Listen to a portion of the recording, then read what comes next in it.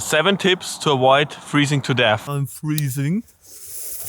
Fuck, it's cold. When it comes to staying warm during winter camping, many people think of a good sleeping bag first, and that is important, but you also need a very good sleeping mat. This one is very good for summer camping and is very robust, but it is just too thin to stay warm during winter.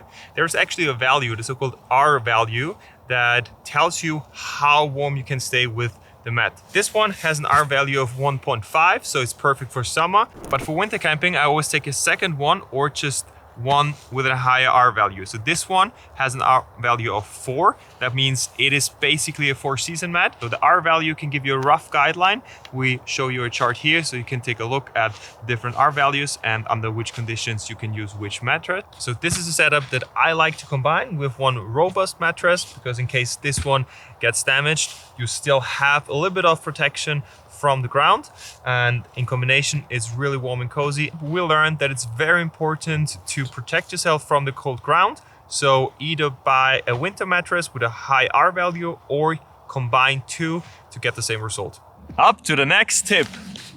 All right, let's talk sleeping bags. A good sleeping bag is essential, but there are several things you have to consider before buying one. So this one, as you can see, is a huge winter sleeping bag. This one is expensive and you can actually sleep in a snow hole with this one. It can go up to minus 44 degrees Celsius and it has some protection on the outside so it can get a little wet and it's no problem. Also, this one is synthetic fiber, and this is the first question you should ask yourself. You want to have a sleeping bag with synthetic fibers or with down? Down is a little bit warmer in comparison to the packing size, but it's very important that it does not get wet, otherwise it loses the ability to keep you warm. I think water condensed, got a little wet overnight. Hopefully it will dry. In case you don't want to spend a lot of money on a big winter sleeping bag, you can only use a couple of times of the year. You can do the same as with the mattress. You can combine two. So if you use two, make sure they are big enough that both of them fit in together, and also that nothing gets compressed off the sleeping bag, because otherwise you also lose some isolation. If you're up in the mountains and you're still freezing, you can heat up your body with external heat, either with these little hand warmers. You just crack the little metal plate inside and then a chemical reaction starts and they start heating up. If you don't have one of them with you, you can also improvise a hot water bottle. Just heat up water. When it's hot enough, just fill it back into your water bottle. And now you can just put the bottle inside your clothes to heat up. For me, the best spot to heat up the fastest is putting the water bottle between my legs, or you can put it inside your sleeping bag to heat up your feet. A nice little trick to get warm easily. Up to the next tip. Okay, the next tip is important when you're looking for a place to put up your tent or just for a little break when hiking up the mountain.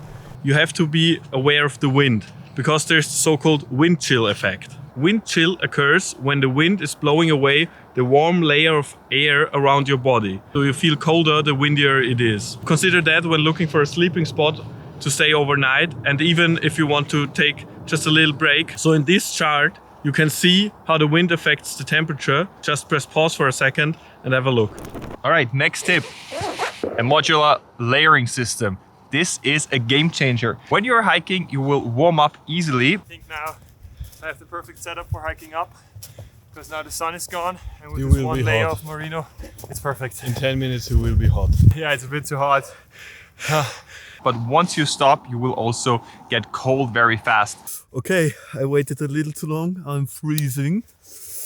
Immediately put some clothes on if you make a break, or only make very short breaks. So what we like to do is have a modular layering system. So, I got a couple of layers here. I'll start off with either a merino shirt or regular sports shirts. I think it's synthetic fibers, because they are breathable. So once you're hiking up, you don't sweat that much. And then when you get cold, I have a second merino. Yeah, we really love merino wool because it keeps you warm, but it's also breathable. Just make sure that you use a brand that takes a look at molesting-free wool.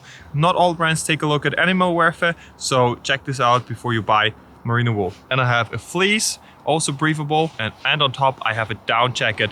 This one, as I said, with the sleeping bags, should not get wet. So I have a hard shell rain cover to cover in case there is some snow or some rain.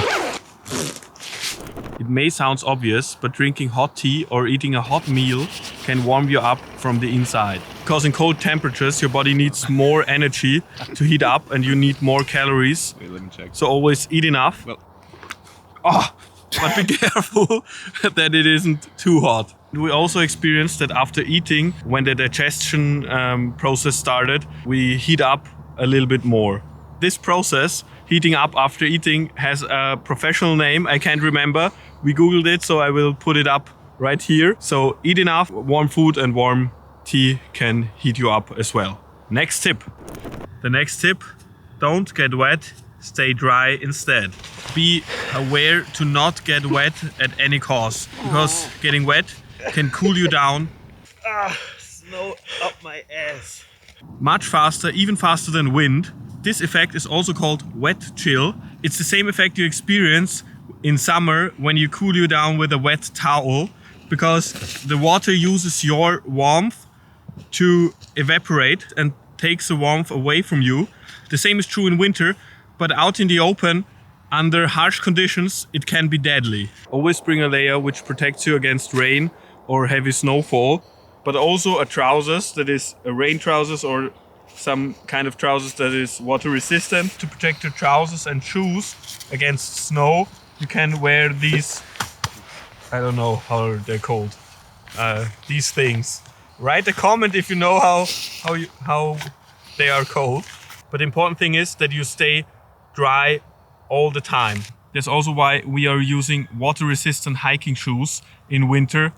Even though they do not breathe that much, your feet don't get wet and your feet therefore don't cool down as fast as they would. Because once you're wet, it really quickly cools you down and there's not much to do except getting rid of wet clothes. So immediately get rid of them, and if you don't have some spare clothes, just get into your sleeping bag and warm up there. Even when you're too sweaty and your t-shirt is too sweaty, get rid of it and use the other layers. This is also a reason for the layering system, so you have enough layers to keep you warm even if one layer gets wet. All right, guys, these were our 7 tips that helped us the most to stay cozy and warm during winter camping.